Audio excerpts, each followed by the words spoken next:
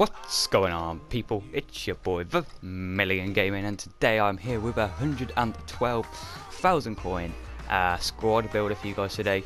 I have been using this team over the weekend, and I am currently on an 18-game win streak with this base team. Obviously, some of the players haven't been involved in all the 18 games, but most of them have been. And yeah, I'm just very excited to share this team with you. But before we get into it, I just want to actually say to you guys that I didn't actually qualify for the weekend league, which I know is a bit of a downer. But I'm not afraid to say that before this weekend I wasn't playing very good FIFA at all, and I just didn't qualify. I wasn't playing very well. I got to 5 finals, lost 5 of 5 out of 5, obviously. So I'm disappointed, and I'm sorry that I didn't get through, because I would have actually shared my experience of the FUT Champions with you, but I can't do that this weekend, so hopefully we can do that next weekend for you guys and see if this team still performs next weekend. But for now I want to share this team with you because I'm on an 18 game win streak with it in divisions, and I mean, let's just get on into it, I guess. So in goal we do have the 6'1" goalkeeper from Real Madrid, Keylor Navas. He's a very good keeper. He's only played for 15 games for my club. Most of them have played 36, because that's how long I've actually had this team, like this base team.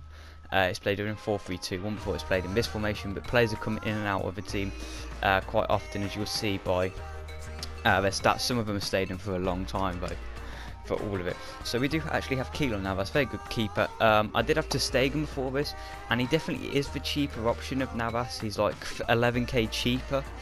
But for me, guys, you cannot replace Keylor Navas in this team. I think he is absolutely vital. Ter Stegen wasn't that good for me, I'm going to be honest with you. He did make a lot of mistakes, but touch wood, this Navas card just hasn't made a single mistake for me so far.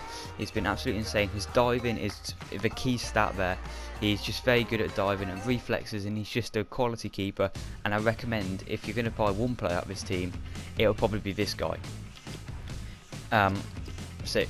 You now seen the left wing, but that's okay.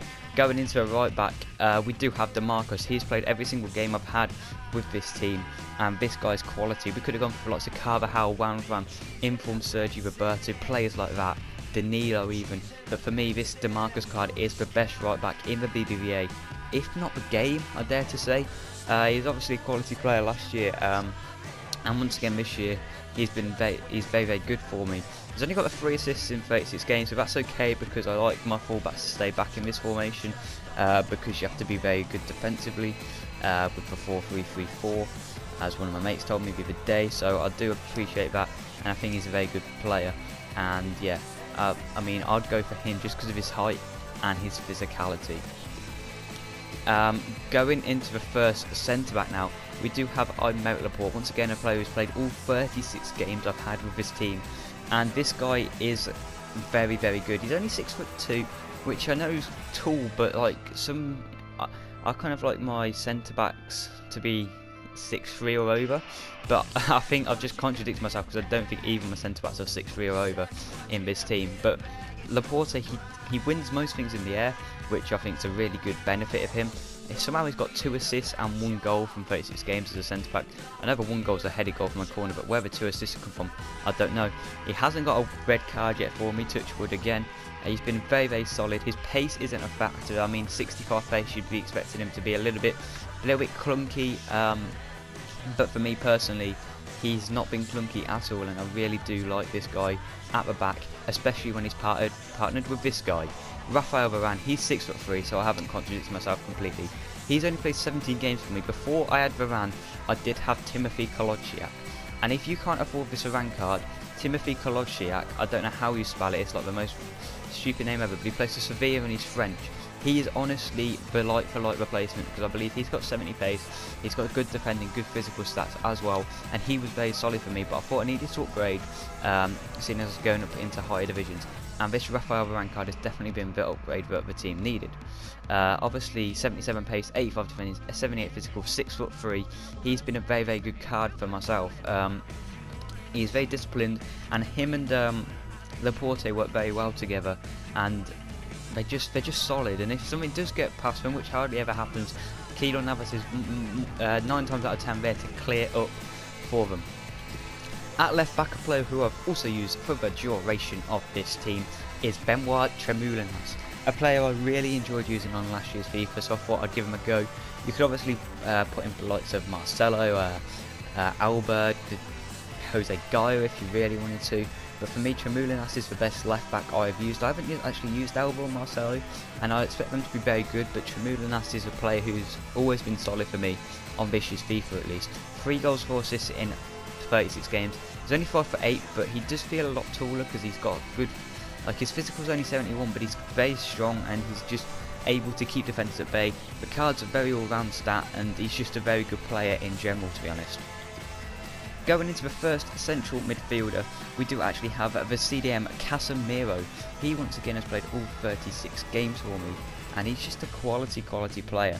Obviously people will be a little bit dubious because he's only got 61 pace in the midfield, but that doesn't matter. I do actually have the engine chemistry style on him, which does increase pace, dribbling and passing, but for me, I don't think even without that I think he would still be a good player even without that chemistry style. He's very good. His defending and physical stats for CDM are very good.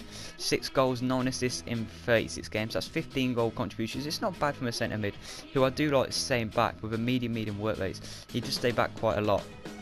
Especially when he's partnered with this guy in the midfield, Steven Nzonzi. Once again, a 58 pace player. Once again, I've got engine on him. But the 58 pace is not a factor for me with Steven Nzonzi. He is a very good player. He's just quality. Like, his shooting's good, he's good at heading, he's good at tackling. He's just the perfect all-round midfielder. Obviously, if he did have 70 pace, he'd be like unreal. But the 58 pace for me is very good. You could apply like a shadow card to him if you really wanted to, but I feel like the engine card does help with his passing and dribbling also, which does help a lot. So yeah, I do like my 2 centre midfielders to be very defensive, and that's why I've got 2 CDMs, base CDMs in there, and yeah, they're very good. Going on into my account, I do use Wissam Ben Yedder, once again a player who was very highly recommended to me by multiple friends, and this guy is absolutely unreal. Guys plays 36 games every single game at the central attacking midfielder spot. I would like to point out he's played 36 games, 26 goals and 22 assists. That is 48 goal contributions in 36 games. That's more than 1 a game, and that is absolutely unreal from a central attacking midfielder.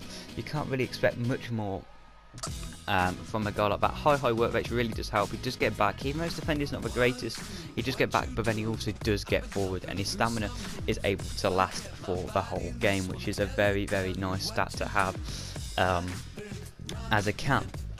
Going into right wing position, we do actually have the 22-year-old Iñaki Williams. He is a very exceptional player once again.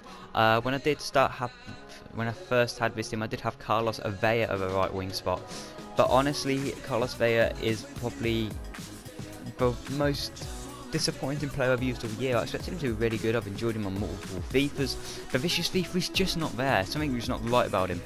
But this Iñaki Williams card is actually something very special. 14 goal contributions in 21 games. He gets assists, he gets goals. He's 6'1", and he's got 92 pace. What an unreal player he is. High work rates once again, which is a little bit of a downer for a right winger, but you don't feel it. He's always up the pitch and he's always bombing past defenders. Good physical stats means he is able to outstrength